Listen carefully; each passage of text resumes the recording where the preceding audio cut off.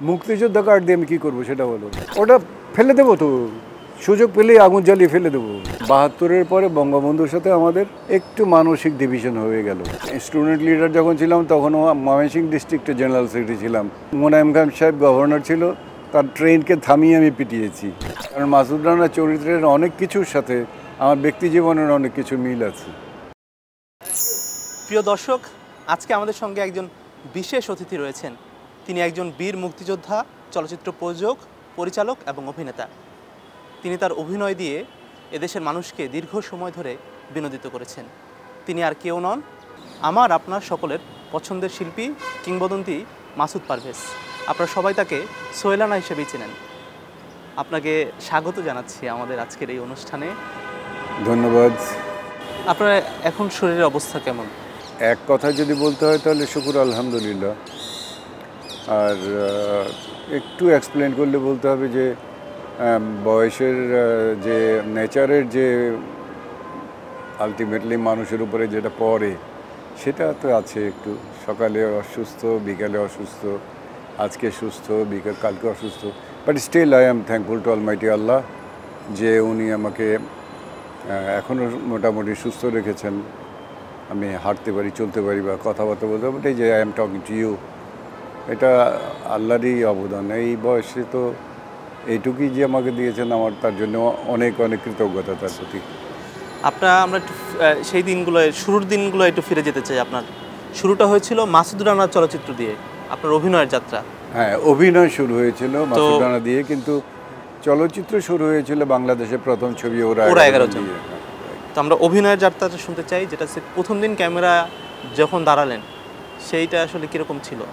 না, অন্যদের মধ্যে যেটা হয় এবং যেটা শুনে তোমরা অভ্যস্ত, আমার তো সেটা হয়নি। এ কারণের জন্য যে ওই ছবির প্রডিউসার আমি, ওই ছবি হিরো আমি, ওই ছবি ডিরেক্টর আমি, কাজে I am all in all. কাজে আমার তো ভয় বা ভীতি কোনো কিছু কাজ করার কথা না, কোনো শঙ্কা থাকার কথা না, বরঞ্চ অন্যরা যারা কাজ করছে আমার আন্ডারে তারাই আমার কন্ট্রোলে। মানে মাসুদ রানা সিনেমা করার পর কল্পনার জগতে সবাই আপনাকে সেই স্পাই মাসুদ রানার সাথে একবারে মিলিয়ে ফেলতো। তো সেই ইমেজ থেকে বের হতে আপনার কীরকম সময় লেগেছে বা আপনার? আমি বেরোতে চাইনি, আই লাইক ইট। কারণ মাসুদ রানার চরিত্রের অনেক কিছুর সাথে আমার ব্যক্তি জীবনের অনেক কিছু মিল আছে। আমি স্টুডেন্ট লিডার যখন ছিলাম তখনও ময়মনসিংহ ডিস্ট্রিক্টের জেনারেল সেক্রেটারি ছিলাম। মোনায়েম খান সাহেব গভর্নর ছিল, তার ট্রেনকে থামিয়ে আমি পিটিয়েছি। কাজে এই মারামারি, এই রাজনীতি বা হইচই করা, এগুলো তো আমার রক্তের মধ্যে ছিল। মাসুদ রানারও যা ছিল ন্যাশনাল যে স্পিরিট, যেটা দেশকে আমি তখনও ভালোবাসতাম, আজও ভালোবাসি। কাজেই মাসুদ রানার মধ্যে আর আমার মধ্যে আমি কোনো তফাৎ খুঁজে পাইনি। So I didn't want to come out of it. এর পরবর্তী পর্যায়ে মাসুদ রানা হয়নি, কিন্তু যত ছবি হয়েছে সবগুলো অ্যাকশন ছবি হয়েছে, অ্যান্ড আই লাভড ইট। আমার কাছে ভালো লাগতো। তা আপনি সম্প্রতি হসপিটালে গিয়েছিলেন? হ্যাঁ, ও তো যাওয়া আসার জায়গা। হসপিটালে যাওয়ার পরে আপনি ফেসবুকে একটা স্ট্যাটাস দিয়েছিলেন যে মুক্তিযোদ্ধার যে সার্টিফিকেট, সেই সার্টিফিকেটের কোনো মূল্যায়ন হচ্ছে না। নাই, ও তো পৃথিবীতে আমি তোমাকে চ্যালেঞ্জ করতেছি। তোমার একটা সার্টিফিকেট আছে না তোমাদের অফিসে ঢোকার জন্যে? আছে, আইডেন্টি কার্ড আছে, আমাকে ঢুকতে দেবে ওখানে? আমার কথা বাদ দাও, আমার হয়তো সোহেল রানা, আচ্ছা ভাই ভদ্রতা করে দিয়ে দিল, ওকে ঢুকতে দেবে না। এই তার মানে হচ্ছে কি তোমার সার্টিফিকেটের একটা ভ্যালু আছে। আমাকে ক্লাবের যে আমরা যেসব ক্লাবে বলো বা এই ব্যাংকে বলো কার্ড দেয়, একটা কার্ডে 2টা 3টা জায়গায় 3টা প্লেট পাওয়া যায়। এটার একটা ভ্যালু আছে কার্ডটার। মুক্তিযোদ্ধা কার্ড দিয়ে আমি কী করবো সেটা বলো? ভিক্ষা চাইলেও তো দেয় না।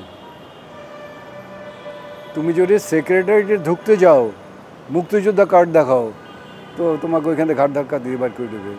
তাহলে এই কার্ডের কি মানে আছে? এটা একটা নির্মম বাস্তবতা আসলে বাংলাদেশের প্রেক্ষাপটে। এই কার্ড দেওয়া তো অপমান করা ছাড়া কিছু না। হাসিনাকে আমি স্ট্রেট বলেছি যে এটা দিস ইজ জাস্ট স্টুপিডিটি, এটা অপমান। এর চেয়ে আপনারা গালের মধ্যে 2টো করে চর মারেন আমাদের, দ্যাট ইজ মোর বেটার।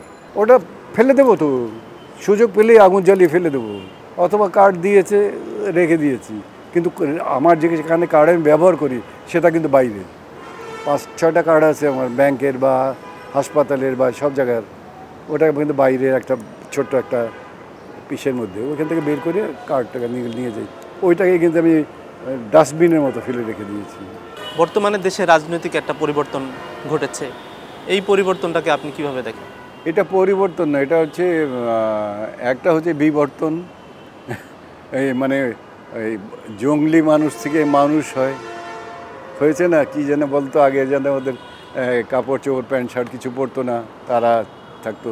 তার থেকে আস্তে আস্তে মানুষের ট্রান্সফার হলো, তারপর সেই মানুষ থেকে আস্তে আস্তে আবার প্যান্ট শার্ট কাপড় চোপড় পরা শুরু করলো। আবার সাইকেল যদি ঠিক থাকে এবং আমাদের ধর্ম যা বলে যে তোমাকে আবার সেইখানে ফিরে যেতে হবে, you will have to come to me. তো আমাকে এখন যে বিবর্তনটা হচ্ছে সেটা এখন আবার আমরা আস্তে আস্তে ওই অমানুষ হওয়ার যেখান থেকে এসেছি সেদিকেই আস্তে আস্তে একটু একটু করে যাচ্ছি। আসতে সময় লেগেছে 10,000 বছর, যেতেও সময় লাগবে 10,000 বছর। তার কিছুটা প্রমাণ তো আমরা এখন একটু একটু করে পাচ্ছি। তো এটা তো স্বাভাবিক, you will have to take it in normal way, এর বাইরে কিছু নেই। জাতীয় পার্টিতে যোগ দিয়েছিলেন, আওয়ামী লীগের প্রতি কি তখন কি কোনো ক্ষোভের কারণে এটা করেছিলেন? না, আওয়ামী লীগের উপরে রাগ করে না। আওয়ামী লীগের উপরে রাগ করবো কার সাথে? বঙ্গবন্ধুর সাথে রাগ। বঙ্গবন্ধু তো 72-এর পরে বঙ্গবন্ধুর সাথে আমাদের মতো কিছু লোকের একটু মানসিক ডিভিশন হয়ে গেল। কিন্তু সেটাকে আমরা খুব একটা, যেহেতু তিনি আমাদের আনডিসপিউটেড নেতা, আমাদের কোনো কথা বলার সুযোগ বা সাহস ছিল না। 75-এর পরে উনি যখন ইন্তেকাল করলেন, তার পরবর্তী পর্যায়ে হাসিনা আসলো।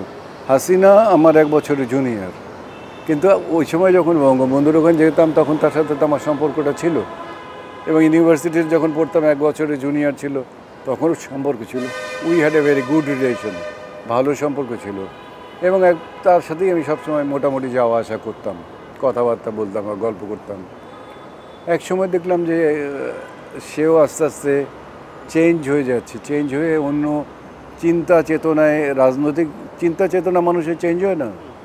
তখন আমি আস্তে আস্তে ওর কাছ থেকে বললাম যে আমরা দুইজন এমনি ভালো আছি, still you are my friend. আর একদিকে চলে আসলাম, এখানে 5 বছর রইলাম। আমি কোনো পার্টি করিনি মাঝখানে 5 ইয়ার্স। 5 বছর পরে জেনারেলের সাথে দেখা হলো। এর আগেও 2-3 বার দেখা হয়েছে। তো একদিন যে কোনো কারণের জন্য, মানে বড় ঘটনা, ওটা বলে লাভ নেই, উনি আমাকে বললেন যে আপনি এখন তো কোনো জায়গায় কিছু করছেন না। আমি বললাম যে না। বলে যে আপনি তো আওয়ামী লীগের কিছুই করছেন না। আমি বললাম যে না, আমি তো আওয়ামী লীগের ছিলামও না, কোনো মেম্বারও হয়নি। তো বলে যে আসেন না সবাই মিলে দেশের জন্য কিছু কাজ করি। আই লাভ দ্য ওয়ার্ড, দেশের জন্য কাজ করি। উনি কিন্তু বলেনি যে আমার জাতীয় পার্টিতে যোগ দেন। আমি বললাম হ্যাঁ, দেশের জন্য কাজ করতে আমি সবসময় রেডি। অভিনয় থেকে দূরে আছেন, সিনেমা জগৎ থেকে দূরে আছেন, এটা কি আপনাকে কষ্ট দেয়? না, কষ্ট দেবে কেন? আমি নিজেই তো বুঝি আমি যেসব ছবিতে অভিনয় করেছি সেই সব ছবির চরিত্রের জন্য তো আমি আর এখন সেট না, ফিট না, আমার ফিজিক্যালি ফিট না, এটা তো আমাকে মানতে হবে। আর আমি প্রায় 50 বছর কাজ করেছি ওখানে, আর কত? It's a long time. অভিনেতা, প্রযোজক ও পরিচালক, মানে কোন পরিচয়টা আপনার কাছে গুরুত্বপূর্ণ? একই যদি প্রশ্ন আমি উল্টো করি তোমাকে, তুমি কি বিয়ে করেছো? ও করনি, তাহলে তোমাকে অন্য কারো কাছে প্রশ্ন করতে হয়। ছেলে মেয়ে যদি তার 2-3 জন থাকে, বাবাকে যদি জিজ্ঞেস করে তোমার কোন ছেলেটা তোমার সবচেয়ে বেশি পছন্দ, সে কি বলতে পারবে? এমন কোনো স্বপ্ন আছে যেটা আসলে আপনি এখনো পূরণ হয়নি, যেটা আপনি পূরণ করে যেতে চান? না, এমন কোনো স্বপ্ন নেই, কিন্তু মধ্যে স্বপ্ন না, এটা একটা শখের মতো ছিল, স্বপ্ন না, শখ। মাসুদ রানা দিয়ে অভিনয় শুরু ছিল আমার। আমি ভেবেছিলাম যে আমার শেষ ছবি যেটা আমি লাস্ট করে যাব, পারুল ফিল্ম থেকে আবার শেষ আর ডিক্লেয়ার করব, সেটা হবে বিদায় রানা। বিদায় রানা প্ল্যান করতে করতে এমন সময় চলে আসলো যে টাইমে একটা ছবি 1 কোটি, 1.5 কোটি, 2 কোটি টাকার নিচে হয় না। I didn't have the capacity to spend that amount of money. এবং দেশের ফাইন্যান্সিয়াল যে অবস্থা ছিল, যে 2 কোটি 3 কোটি টাকা খরচ করে ছবি বানালে সেই টাকাটা ফিরে আসার সম্ভাবনা কম ছিল। কাজে সেইটা স্বপ্ন না, শখটা পূরণ হয়নি। আপনাকে অসংখ্য ধন্যবাদ এবং আপনার শারীরিক সুস্থতা কামনা করে আজকের এই অনুষ্ঠানটি আমরা এখানে শেষ করতে যাচ্ছি। সবাইকে আমার আন্তরিক ধন্যবাদ এবং আপনারা আমার জন্য দোয়া করবেন, আমার সুস্থতার জন্য দোয়া করবেন এবং আমি আল্লাহর কাছে যেটা বলছি, দোয়া চাচ্ছি, সেই দোয়াটা যেন আল্লাহ কবুল করেন, এইটুকুই আপনাদের কাছে আমার বলার। আমার সকলের প্রতি আমার ভালোবাসা এবং শুভেচ্ছা থাকলো।